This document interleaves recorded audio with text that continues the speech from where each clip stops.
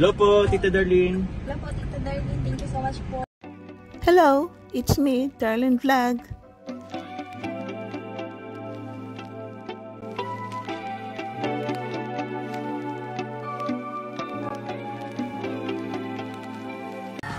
Ngayon, sa manliligaw na yun, kamusta man, may improvement man sa manliligaw na yun? Kalingap Kadiros, nag-heart talk ang Kalingap di at Rosan. Tinanong ni Kalingap di si Rosan kung kumusta ang manliligaw na iyon.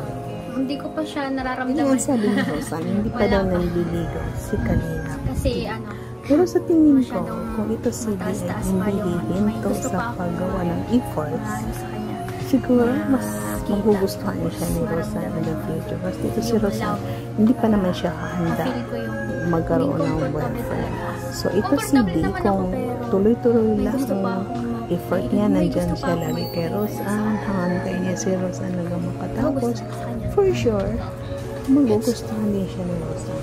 So, papansin natin, di ba, sa mga vlog, there is something na may sparkle ang dalawa. Pero itong sabi dito na si Rosan, isino pa siya handa magkaroon ng boyfriend. At ito si Di naman, tagal na natin narinig na crush niya si Rosan.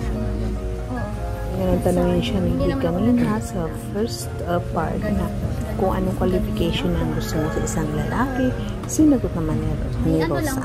So, sa tingin ko, ito si Di, marunong na siya magluto, cute naman siya, ma-effort, magalang sa magulang, sa nakakatanda, family-oriented.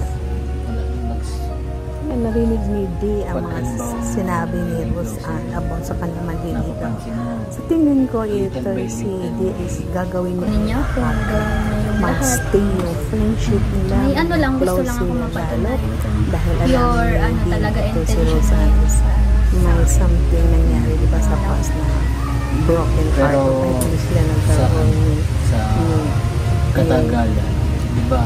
Sa dati nila love team, maintindihan pagkalimbawa may nanliligaw sa iyo, napapansin mo, little by little may meron naman. Oo, kasi habang nagtatagal, nakikilala naman pag yung bawat tala ng pag nagkakasama ko lang. Napapil yung moment na magkasama kayo. Si Rosan is nakikilatis naman bawat isa. Mabait sa kapwa. Mahirap din kasi mahirap din kasi magkilala agad. Mahirap magtiwala agad. Kasi syempre sa generation natin ngayon, thank you for watching. Hindi ang uso baga ngayon is parami mga jojowa, nililigawan. Kasi ang maganda kasi ngayon mindset is date to marry na kasi sa generation natin ngayon is parang hindi na true love yung intention ng iba, iniiwan man din pagkatapos ng lahat. Kaya mahirap din magtiwala. Kaya habang may manliligaw ako, yan, gusto ko muna siyang makilala. Gusto ko munang makita yung totoong ugali niya. Kasi yung love, nagpapayo na ako. Yung love, andyan lang naman yun. Hindi naman yun nawawala. Kung yung yung love na yun, yung taong yun, nag-aantay sa'yo. Pero kung wala talaga. Bahala siya. Hindi ko naman siya hindi ko naman siya pinaghihintay. Nasa sa kanya yun kung gusto niya. I-feeling siya. To take that yun. So ba kasi manliligaw na yan? Hindi ko alam. Wala. Totally hindi pa naman siya nanliligaw kasi hindi naman siya sa akin totally nagsasabi. Oo. Parang lang, effort yun. Pero yung as in mismong masabi siya na ganito personal, wala. Parang pinapakita niya lang sa effort yun. Pagkasama, yan, care. Yun, makikita mo yung. Pero ayoko naman mag-assume kasi malay mo, ako yung masaktan sa huli.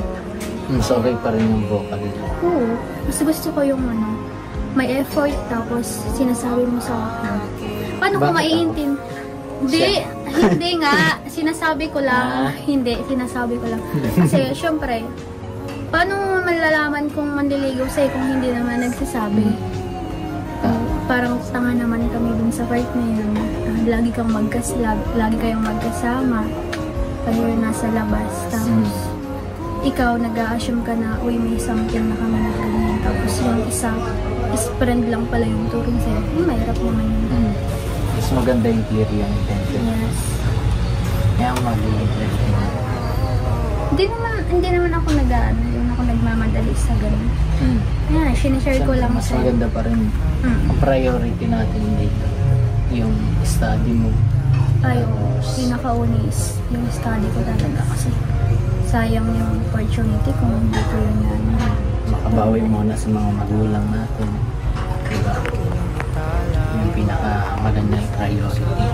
Kaya, mas maganda maging patient tayo sa lahat ng bagay. Sabi nga nila, di ba? Nagbabalibulers na guys. Hindi, wala. Mga kalingap, suportahan natin Darlen Vlogs YouTube channel. Please subscribe. Mga karaba, mga kalingap, mga kadyong karagi ng samahan, reactor na maaasahan, siya si Darlen Vlogs. Sa Kalingap Radyo Balitaan, atin siyang nasisilayan, mabuti na kaibigan, solidong kalingap niya. Siya ay matulungin sa kapwa, mga reaksyon niya'y kahanga-hanga. Siya si Darlen lang, samahan natin. Mga kalingap, halika na't samahan natin siya. Darlen Vlog sa kanyang channel, samahan natin siya. Mahusay na reactor kasama sa balitaan, lalong-lalo na sa Joker kanyang sinuportahan. Mga kalingap, suportahan natin Darlen Vlogs, Karaba, Kalingap Reactors, Kalingap Radyo Balitaan. Please subscribe Darlen Vlogs. Mga karaba, mga kalingap,